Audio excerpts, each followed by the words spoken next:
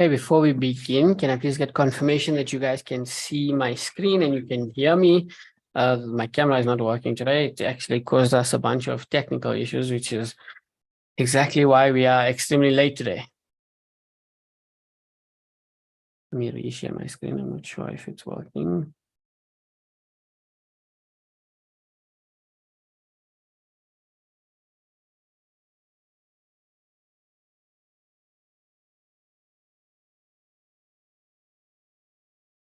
Should be working now.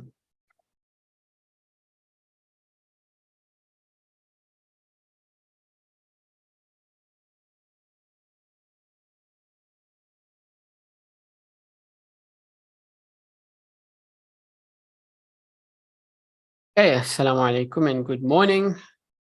1 second.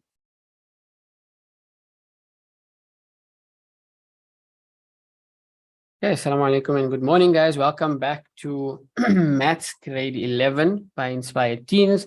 In today's lesson, we are going to be continuing with trigonometry. Okay, please, if you guys have any questions, you guys know the deal. Please leave them in the chat or in the Q&A or in the YouTube chat if that's where you're watching. I know that some of you have messaged me in the past week with your questions and I haven't responded. I apologize. It's been a bit of a hectic week for me, so I haven't had time. So let's hope that I'll be able to answer them soon. Okay, so that's one thing. The second thing is, again, I apologize for the extreme delay. You just ran into some tech issues and the lesson wasn't working for like 15 minutes and we had to sort all of that out, so we're running a bit late. Okay, nevertheless, let us start and let's continue. So I'm not actually sure if last week I said that I'm going to go through this example, but let's start off by going through this example and we can move on to in terms of questions, right? If you guys do remember what I said last week, you can tell me. If you don't, that's okay. I guess, did I leave the memo? No. Yes, maybe.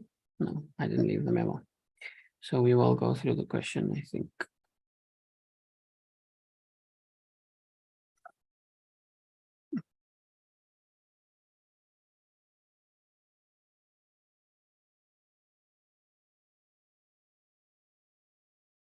We have question 5.30.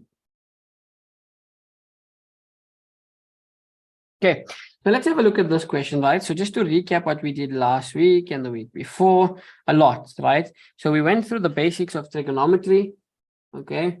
We went through basic cast diagram, Pythagoras. Okay, we discussed our trigonometric ratios. Our trigonometric ratios are sine, cos, and tan. We discussed our trigonometric ratios on a Cartesian plane. Okay, we discussed that. Then we discussed reduction. Okay, so we learned about reduction. Okay, all the different types of reduction, general reduction, how to reduce. We learned about the exceptions with 90 and 270. We learned about negative angles. We learned about angles larger than 360. We also learned about squared trig ratios. Okay, and we said that the reduction of a squared trigonometric ratio will not make it negative. Okay, if the negative exists before, like as we can see here, the negative, this is already negative cos squared. Okay, so the negative already exists. Before we reduce it, the negative is there. So the reduction doesn't give it negative, even though this one technically should, because in 90 plus, cos is not positive. Cos is negative. So this should technically become negative cos, negative cos, but it doesn't become negative. We don't get the negative from the reduction because of that square. Okay, so we just keep that one negative that was already there from before. And we have, okay, obviously it's 90 plus, so it changed to sine. And then we have squared theta, of course. Okay, so we learned about those and then cofunctions as well, right? We sine and cos that adds up to 90 basically are equal. Okay, so for example, anything like sine 30 is going to be equal to cos its cofunction, which is 60. They need to add up to 90. Sine 1 is going to be equal to cos 89. Okay, let's do cos 21. This is going to have to be equal to sine 69. No, it's 59. No. 69. Okay, and so on, right? So just the co-functions. Then we did some examples of reduction. Okay, so again, from examination papers, some difficult examples where you guys tried them out, then we simplified them. Okay, the reduction, once you get used to it, should become your easiest part. Okay, because it doesn't change, right? There's no, maybe they can add some identities, but for the most part, it doesn't change. Okay, so it's where you want to score your marks by reducing. Okay, reciprocals. Okay, we discussed the reciprocals, which is basically 1 over sine, 1 over cos, and 1 over tan, which is cosec, sec, and cot, respectively. Okay, we discussed special angles, how you should learn and know your special angles. Then we also discussed simplifying without the use of a calculator. So simplifying trigonometric ratios with special angles. Okay, like tangent 60, cot 60, sine squared 45. Okay, 30, 45, 60. These are all special angles. Okay, and then finally, we discussed what? We discussed the Cartesian plane / Pythag questions. Okay, so we said isolate the trig ratio, determine the quadrant, draw the sketch, and use Pythagoras, and then answer the question at hand. So here, isolated the trig ratio, which was sine theta. So here we got sine theta is equal to 2 over 3.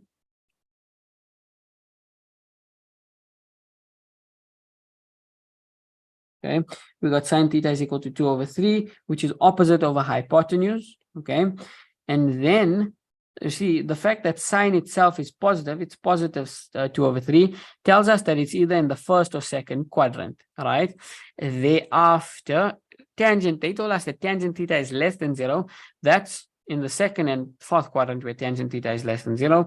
So the one that's common between our two criteria, or the one that satisfies both criteria, is the quadrant that we choose, and that's what we ended up choosing, the second quadrant. How did we fill in information? Remember, this dot, this angle is the one you work with, even though theta is labeled as the exterior obtuse angle, it's labeled as this angle. In the angle inside the triangle is the theta that we work with. And in that case, we knew that opposite of hypotenuse is 2 over 3. So opposite theta was 2, adjacent to theta, sorry, opposite theta was 3, opposite theta was 2, hypotenuse was 3. And then we used Pythag to solve for this guy. When we got a root 5, we need to remember we need to keep it negative. So it has to be negative root 5, because on the left-hand side of the y-axis is negative, and then on the right-hand side of the y-axis is positive. Above is positive, below is negative. So you need to change those to negative according to where they are in which quadrant. Okay, then we could calculate the values that they wanted us to sine squared theta plus cos squared theta. So we got these values, 2 over 3 and negative root 5 over 3. We got those values from the Cartesian plane that we drew up, right? That's why they say solve it without using a calculator, but using a diagram. Okay.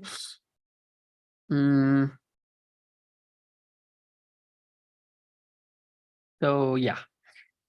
Then we squared them, simplified them, we get the final answer of 1. Let's look at the next example. Okay, yeah, I don't know if I mentioned also, but the camera is not working, so I apologize about that. So, this is from Gauteng, November 2022. So last year's November grade 11 final paper, okay, from the government. In the diagram below, A is a point on the Cartesian plane such that AOT is alpha. Okay, so A, here's A, is a point on this Cartesian plane such that AOT is alpha. Okay, we can see that's drawn. AOT, that's alpha. Cool. With OA equal to 4, it's there. OA is 4. P is KM, it's there. Is a point such that OP is 6, OP6 is there. And AO is perpendicular to OP. This is vital information, which we will require to answer the question. We'll come back to it. But AOP is 19. So why am I reading the question? Why couldn't I just skip the question and use the diagram, since all the information is in the question? Because that's not always the case. Okay. So remember, I've said this countless times. Read your question and ensure that everything that's in the question, meaning everything that's in the written part of the question, Everything that's in the written part of the question is in the diagram, so that you don't have to keep referring back to that. You're just referring to your diagram and then you're solving from there. Okay, now this question is a little bit different to the previous. The previous one, we had to draw the Cartesian plane. Here, okay, and just to confirm that everything that was in the question is in the diagram, so there's nothing more to add. Okay, moving on. Here we have the Cartesian plane drawn for us. We also, if you noticed, we have technically two triangles that we should draw. So what they have done is they've drawn the diagonals OP and OA. But remember, where do we always complete our triangle down to? Let's do this. We can keep it that color. So OP and OA is actually drawn in. Okay, but we always should complete our triangle down to the x-axis or up to the x-axis, but in these cases, down to the x-axis. Now, what is T?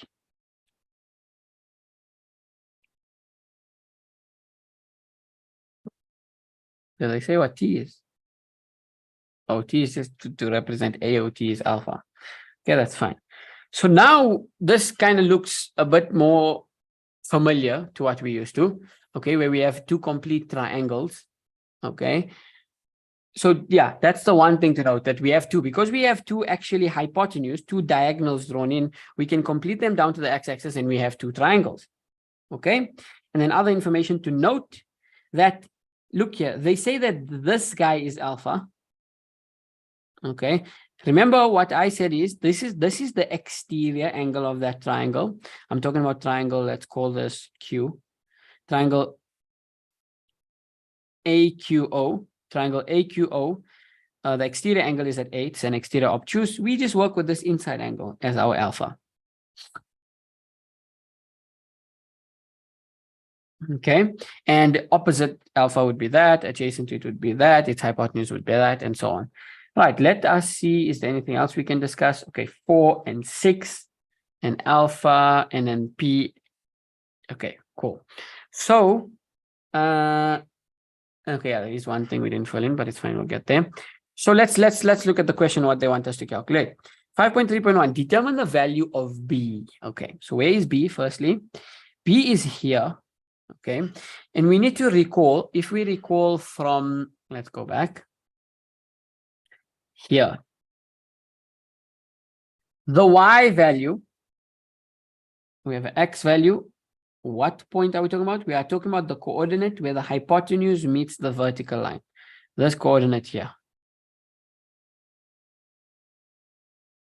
Its coordinate, okay, its x value is always the length of technically the adjacent, or the length of the x-axis part of the triangle, the horizontal line of this triangle, and its y value is always the distance or the length of the vertical line of the triangle, or the line parallel to the y-axis. I hope that makes sense. So its coordinate, its x coordinate is always the horizontal line, and its y coordinate is always the vertical line. So let's go and do that. So they've actually given us one of them. They've given us the y coordinate. So you need to remember the y coordinate, right? I just said the y coordinate is what?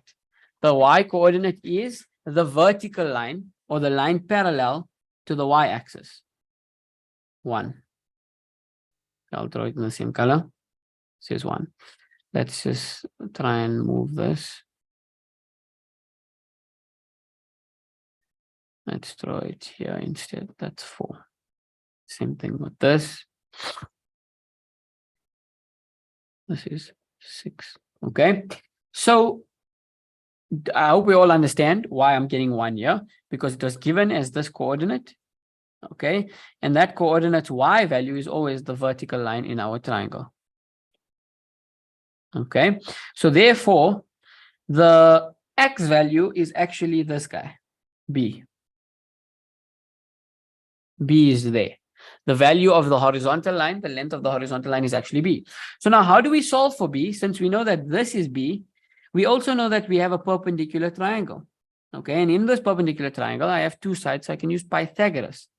Remember, the formula is hypotenuse squared is equal to adjacent squared plus opposite squared. So what is my unknown in this case? Because remember, I'm working with alpha here.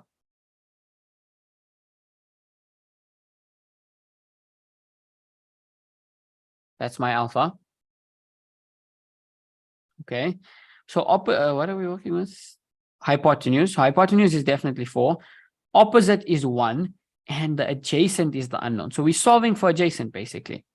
So we can rearrange, if we'd like, before we substitute.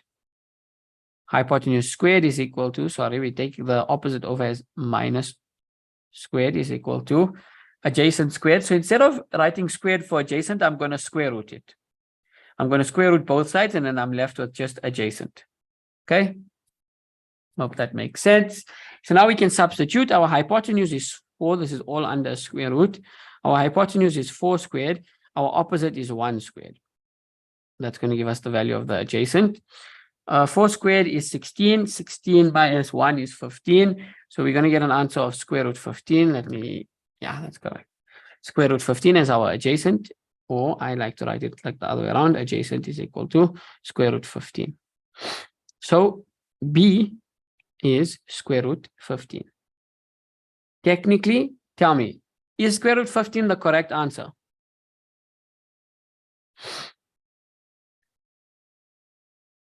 Is square root 15 the correct answer? No. So what is the correct answer then? What should the correct answer be?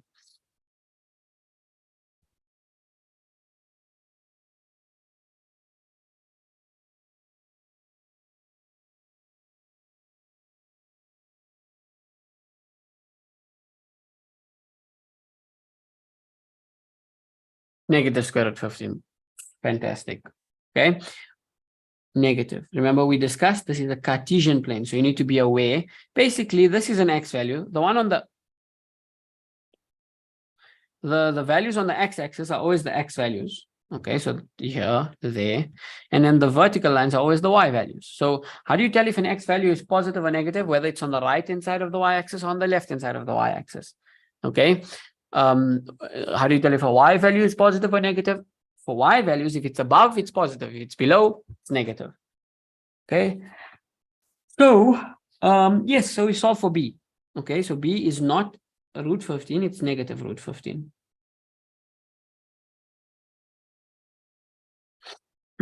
So now we know we can even substitute this coordinate. If we like, we can rewrite it. We can say that A is negative square root 15. And 1. Okay, so far nothing different to what we used to solving. Okay, it's sort of just like easier because yeah, they gave us the Cartesian plane. So let's look what they're asking next. Well, now we're going to use this other triangle and how are we going to relate them to one another. So determine without the use of a calculator. Okay, we're obviously going to use the diagram. The value of tangent alpha. The value of tangent alpha. Okay, so tangent alpha is simple. Remember, this is our alpha. So we are dealing with this triangle.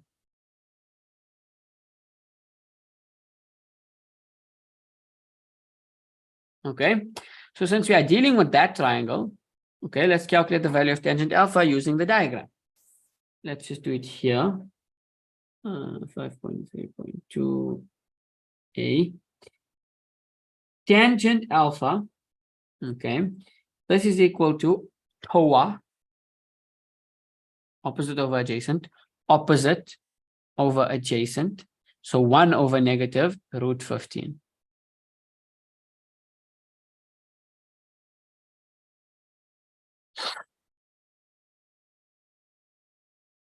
One over negative root 15. And that's your final answer. So that's simple. Let's look at this here.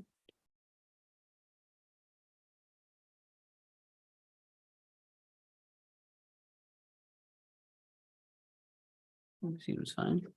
Let's look at this here. This is supposed to be a bracket there. Sine negative alpha, negative 180. Okay. So let us simplify this. We can work. let's work here, I guess. So, okay, let's just write it out.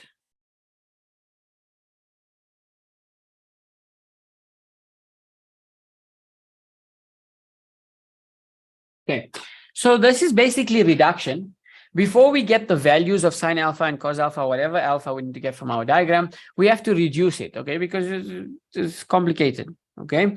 So firstly, sine, we cannot have a negative reduction angle. So we take out the negative bracket and then it multiplies everything. Everything changes to opposite signs. Please be careful. This is not going to become 180 minus alpha. Because both are negative, both are going to become positive when we multiply it by a negative. So I'm going to skip all that steps. Remember, we can just skip it and we can take the negative in front. Negative sign is going to become 180, positive 180, and it's going to become plus alpha. Plus cos negative angle. Remember, cos swallows that negative, so it's just cos alpha. Now we can simplify further. Negative sine 180, so cost. Let's drop our cost. 180 plus sine is definitely negative in 180 plus because that's third quadrant. So negative and another negative from reduction, sine alpha plus cos alpha. Obviously, a negative and a negative make a positive. So we basically have sine alpha plus cos alpha, which we can get from the diagram. Sine is opposite over hypotenuse, so 1 over 4. Plus cos alpha is adjacent over hypotenuse, so square root, negative square root 15 over 4. We can write this all under one denominator because they are same denominators, and we will end up with 1 minus, because plus minus is minus, root 15 over 4. 1 minus root 15 over 4. Okay. So that was, again, still simple enough. It is the practice of another example, basically, of what we've been doing. 5.3.3. Without the use of a calculator, determine the values of K and M. So if we look at K and M, they're in the other triangle. Okay, they are the coordinates of P. So the coordinates of P are basically the X and Y coordinates. Okay, remember, this is X and this is Y. So basically this is K and this is M. Okay, so number one is we definitely initially, right now, we cannot use Pythag because within that triangle, we only have 6. We only have one value. In order to use Pythag, you need to have at least the value of at least 2 sides. Okay, and then you can get the third side. Okay, so any idea what can we do? How can we try to get the values of K and M?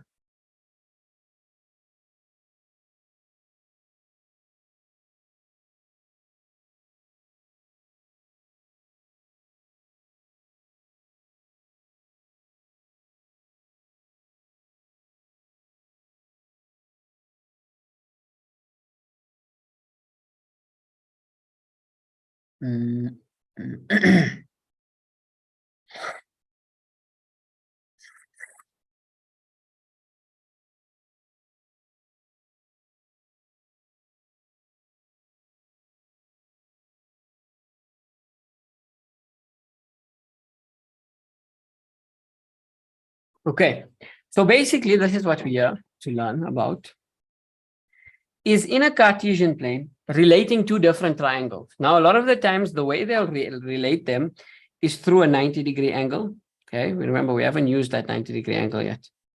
Okay, through a 90-degree angle. Okay, sometimes through 180-degree angle, whatever it is, 90, 180 mainly. Okay, so what angle are we working with in triangle POT? I'm talking about this triangle. We're working with this angle here. So this part here we're working with.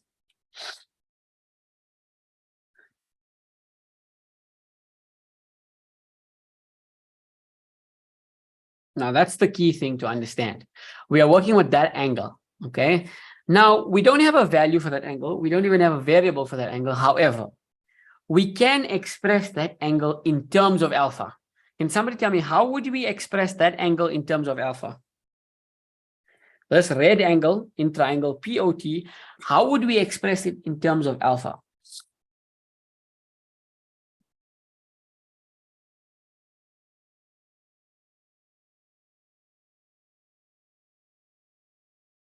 Okay, I'll tell you just for the sake of time. See, the whole of alpha, okay, is actually this red angle plus 90. Look at it again. Alpha is made up of this red angle. We can call it theta if we like.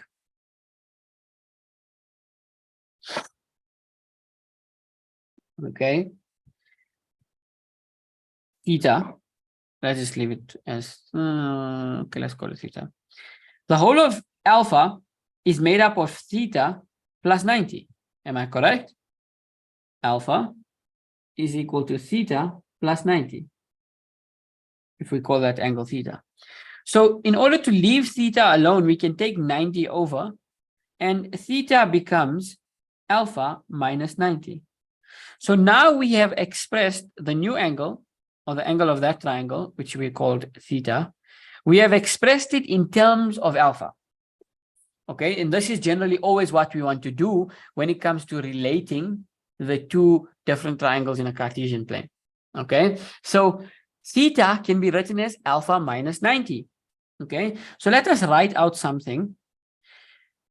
If I want to work with theta, okay, let's just say I'm trying to find the value of m. I'm going to say m and I'm going to use 6. Okay, obviously I can't use m and k. Those are two unknowns. Okay, so that's going to be opposite and hypotenuse, which is sine. So I'm going to say sine theta is equal to opposite of hypotenuse, which is k, I believe, over 6. Sorry, it's m, not k. Let's just double check. Should it be m? Yeah. M over, oops, m over 6. But remember, we don't have the value of sine theta, nor do we have m, but we do know alpha. We can relate this theta to alpha.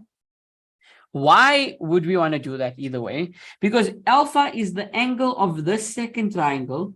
And in the second triangle, we have all the information we could possibly need.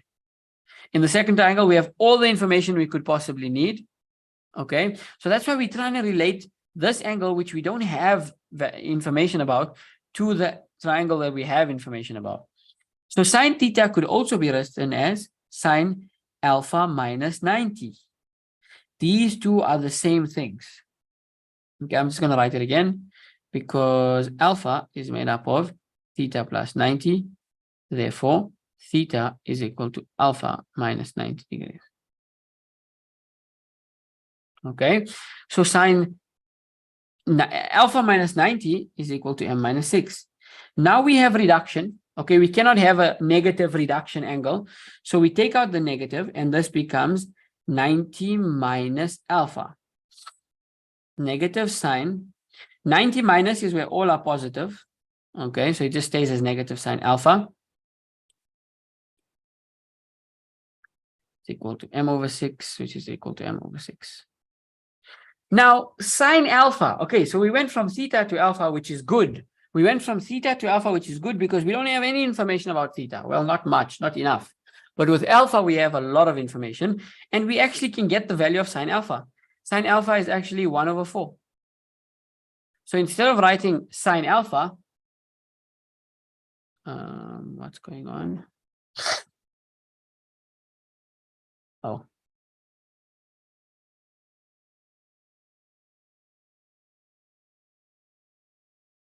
Okay, that's fine.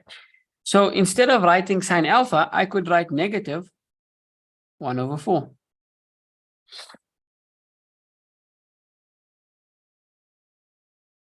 Is equal to m over 6.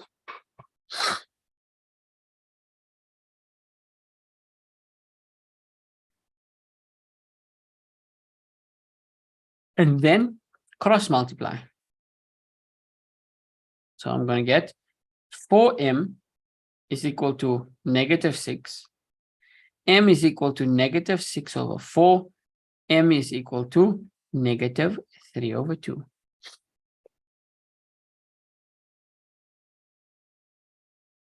Something is wrong. What's wrong?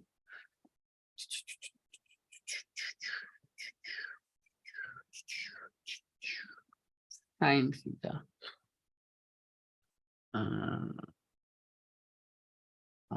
4 alpha minus 90 .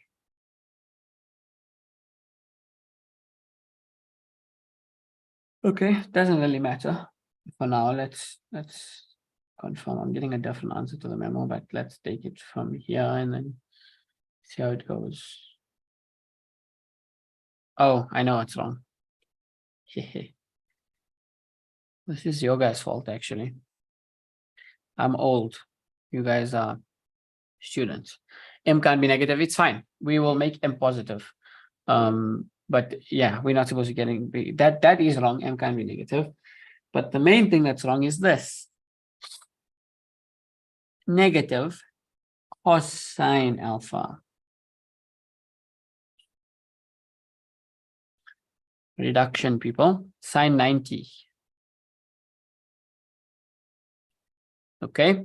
So now that changes things because negative cosine, okay, alpha, cosine alpha is adjacent over hypotenuse, which is negative root 15 over 4. So negative root 15 over 4 is equal to m over 6. Now we can cross multiply. 4m is equal to, no, the negative disappear because negative times negative. 6 root 15. And then leave m alone by dividing both sides by 4. M is equal to, I'm going to simplify it one time. I think it just becomes 3 over 2. So 3 root 15 over 2. 3 root 15 over 2. And that's the value of m. And that's correct. Okay. So the value of m here is,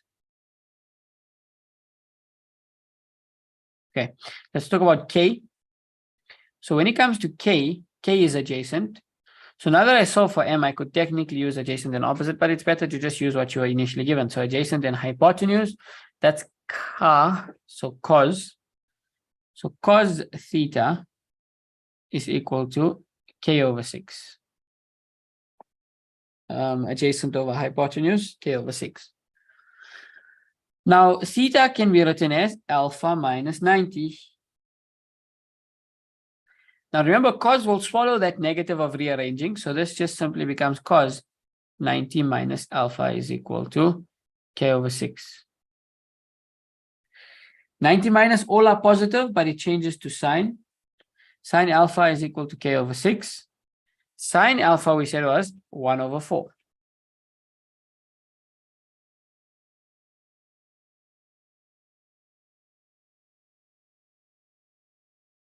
Cross multiply, we get 4k is equal to 6. K is equal to 6 over 4. K is equal to 3 over 2. And that's our final answer. Okay, so I hope that makes sense, right? It's just the understanding of linking two different triangles in a Cartesian plane. It took a long time. Linking two different triangles in a Cartesian plane and how you can relate them. In this case, we relate them with the angle of 90 degrees. Always understand when you have two, you can always express one angle in terms of the other and take it from there. So those questions are done. Okay, let's start in terms of. So, in terms of questions, right? Remember we discussed the slight difference between Cartesian plane and in terms of like the wording. How do we know when we need to draw a Cartesian plane? How do we know when we need to draw in terms of? So Cartesian plane, normally the angle is unknown. They give you an interval. So sometimes it's not always like tangent theta is less than 0. Sometimes they might give you an interval and say theta is an element of negative 180 to positive 180.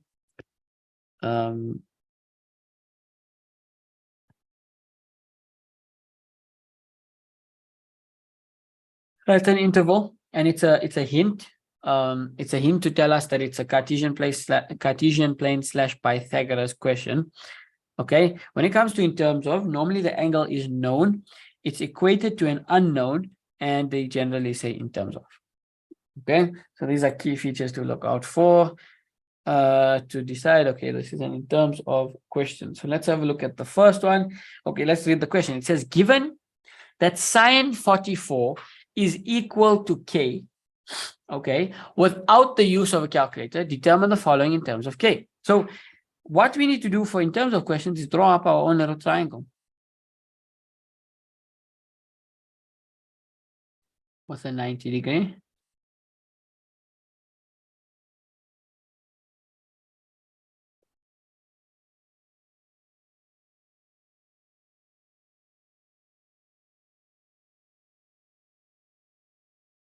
Okay, and then we can fill in the information. So when we have 90, okay, they're telling us that sine 44 is k. So one of the angles is 44. So again, similar to the Cartesian plane, when you have like the Cartesian plane drawn up, you always want to fill it in as much as possible. Obviously, in the Cartesian plane, it's difficult to put angles, but you want to always fill it in as much as possible. So I'm going to call this guy 44. If this is 44, this is 90. They need to add up to 180. This would be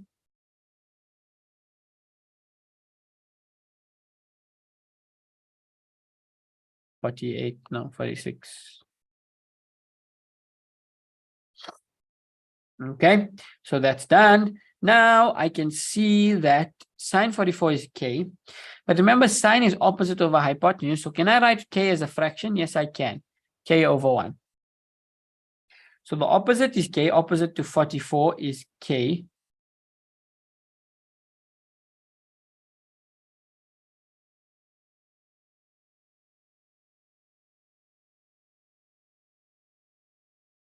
Okay, and the hypotenuse is 1 because it's sohkato, opposite over hypotenuse. So the opposite is k and the hypotenuse is 1. Now, again, you follow the same rules. Try and complete your triangle. So you're going to try and get a value for this third side. Okay, so for the third side, you're going to do Pythag. Okay, however, you're going to have one unknown variable. So the more you do it, the more you get used to it, the easier it becomes to do this. But basically, right, what we're going to do is we're going to do Pythag. So we're going to say hypotenuse squared is equal to adjacent squared plus opposite squared. So hypotenuse is 1 squared, right? Adjacent is actually what's unknown, adjacent to 44. This we can call adjacent squared, obviously. Plus opposite is k squared. So take the variables to one side, we get 1 minus k squared is equal to adjacent squared. Then we square root both sides. And that cancels with that. We get the adjacent equal to square root 1 minus k squared. Okay, so that's how we get it. You'll see, like, the more you get used to it, you don't have to do this. You'll do it very quickly. Just be like, okay, the hypotenuse is that. That's the opposite. So this is going to be square root because I'm going to square root it in the final step. Hypotenuse minus opposite squared. So hypotenuse squared, obviously 1 squared is 1. So you just write that as 1 minus k squared, all inside of a root. Now we are done with the triangle. We have completed everything that we can possibly complete in the triangle. We can now attack the questions. So sine 46, again, you see the first question is they want that other angle, sine 46. So I was going to say something and I forgot. Okay, cool, doesn't matter. So yeah, sine 46 is there. So always complete your triangle. And now we do opposite of hypotenuse. So 46 opposite hypotenuse. So it's square root 1 minus k squared over 1.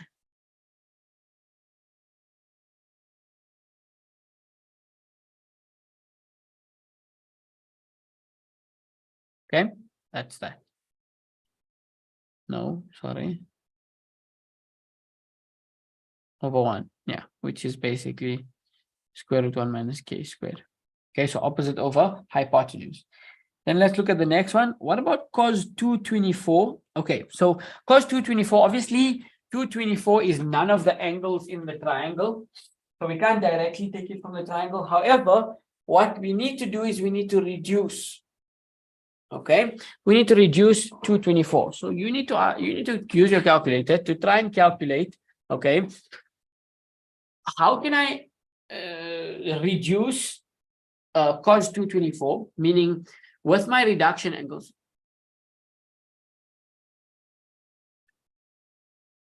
Okay, I'll answer your question in a second. Okay, with my reduction angles, okay, I want to try. So basically, with 224, okay, you're going to try to reduce from the closest reduction angle. So you're going to try from 180 or 270, one of the two. Just keep in mind with 270 and cos, don't forget when you reduce with 270 and cos, what happens? It changes to sine.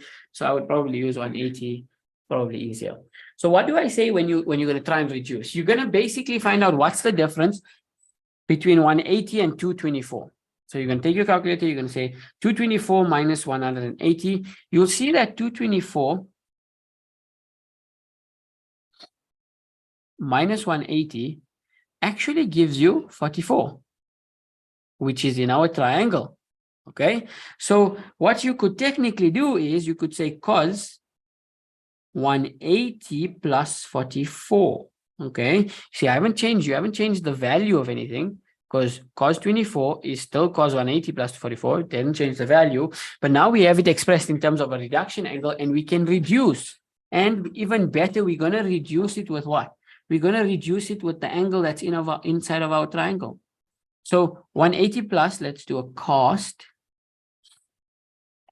180 plus cos is definitely negative, because it's in the third quadrant.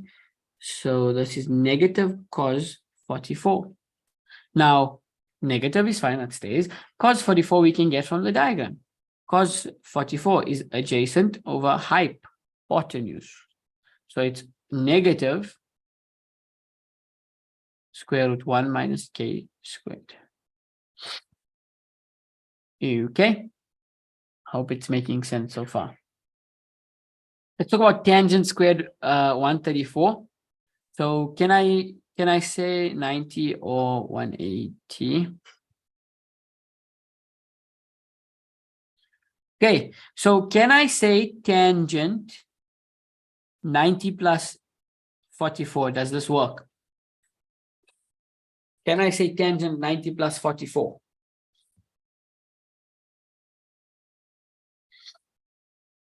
What do you guys think? Will that work? Will that give me 134?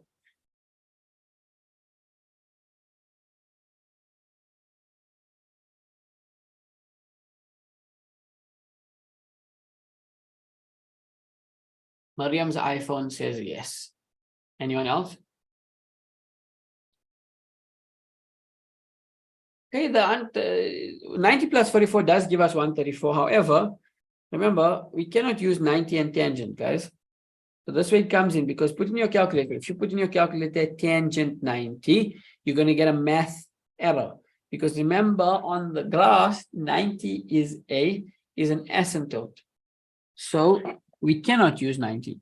So here we are forced to use 180, because 90, we cannot use 90 and tangent. So yeah, I'm going to convert this to tangent, keep the square, right? 180, I'm pretty sure it becomes minus 46. 180 minus 46 is 134. So I have not changed the value of 134, because it's still 180 minus 46.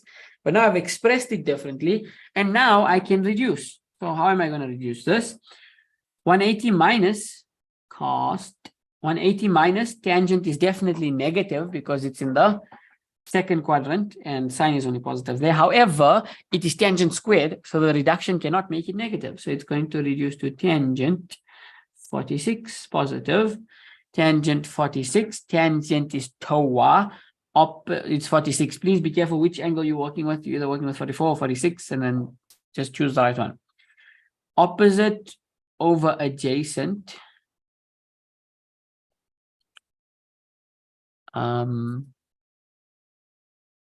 For tangent. Opposite over adjacent, opposite of 46, adjacent to 46. So it is 1 minus k squared over k. Okay, so someone asked the question. What did they ask? They said, won't this just simplify to 1 minus k, because the square root will cancel out? because you can square root 1, square root k squared. This is completely incorrect because you cannot do this because of the minus sign. If it was a multiplication, if this was 1 times k squared, square rooted, yes, this would simplify to 1 times k. Okay. However, this is not the case because you can't square root across a minus or across a plus like that. Okay, please keep that in mind. Very important. Good question. Thank you for that. Okay, please, guys, keep that in mind. You cannot square root. It doesn't become 1 minus k. Okay, so we simplify the last one. So tangent squared 134. 1 minus k squared over k. Okay, so let us move on.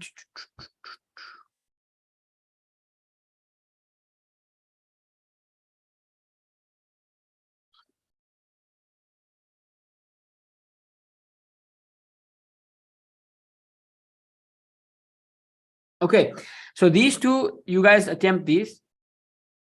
Give it a go. Okay, so Cartesian plane, and in terms of questions, you guys give it a go. And the memos, I'm pretty sure, at the end of this document. So you try it out and see how it goes. What I'm going to do in the meantime is I'm going to start. So we're going to continue for around like 5 or so more minutes.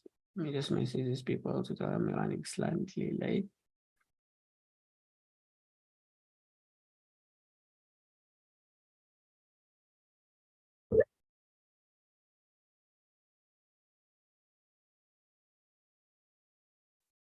Okay, so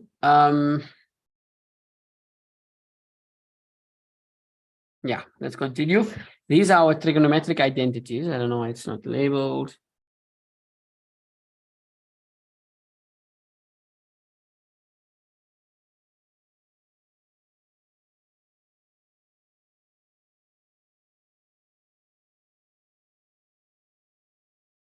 Okay, so the identities are the harder parts of this section. Okay, so let's go through them. So in grade 11, these are all that you need to know. So it's a bit easier in grade 11, actually, right? Next year, they introduce quite a few more and it gets a lot more challenging. Okay, but for now, these are basically all you need to know. So technically, if you know all of these really, really well, right, you should be fine for identities. You really need to practice. Okay, let's go through them. So we have the first one, okay, which is cos squared x plus sine squared x gives you 1. That's an identity. That's a fact that's telling you that that's always the case. Okay, when you rearrange that, you could also have cos squared x is equal to 1 minus sine squared x. Okay, so you take sine squared x over. Alternatively, you could even have sine squared x is equal to 1 minus cos squared x. Okay, so they both stem from the first one. The first one is the most important one. Okay, cos squared x plus sine squared x is equal to 1. And then you can rearrange it accordingly. For tangent, okay, you can have tangent is equal to sine over cos. Tangent is equal to sine x over cos x. So tangent x is equal to sine x over cos x. That's the general rule. We went through this, some of our simplifications. Number 2 is that when you have tan squared x, that would be sine squared x over cos squared x. Okay. And then number 3, if you have 1 over tan x, that's going to be equal to. So now we are doing like the inverse of it. Okay. So always remember, if you have 1 over tan x, that's going to be equal to cos x over sine x. So it flips. Okay. So yeah, it flips. And then also if you have tan x in the denominator, could also be expressed as cos x in the numerator and sin x in the denominator. Similarly, though, maybe the one we must out, not so important, but I'll just do it. Tangent squared x is equal to cos squared x over sine squared x. Okay, it's the same thing like that, just with squared. Then we have negative angles, which we've technically already discussed, right? Sine negative x, that's equal to negative sine x. Cos negative x, cos swallows the negative, so it's just cos x. And then sine negative x, tangent negative x becomes tangent negative x. Trigonometric trinomial identities. Trigonometric trinomial identities. Okay, so these are also important They come in three forms, okay? You can have a sine squared term with a normal sine x term and a constant. So I'm just going to call this constant 1. So a squared sine term plus a regular sine term plus a constant. Okay, maybe I should just write C.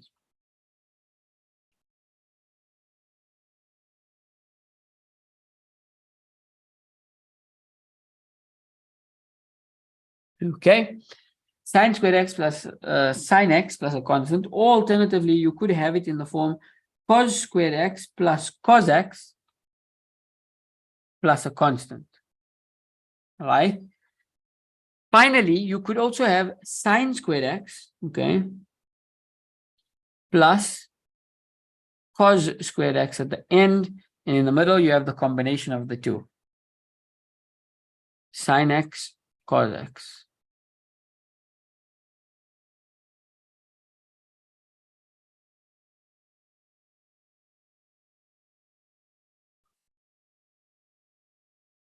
Okay, so that should be fine. Those three, perfect.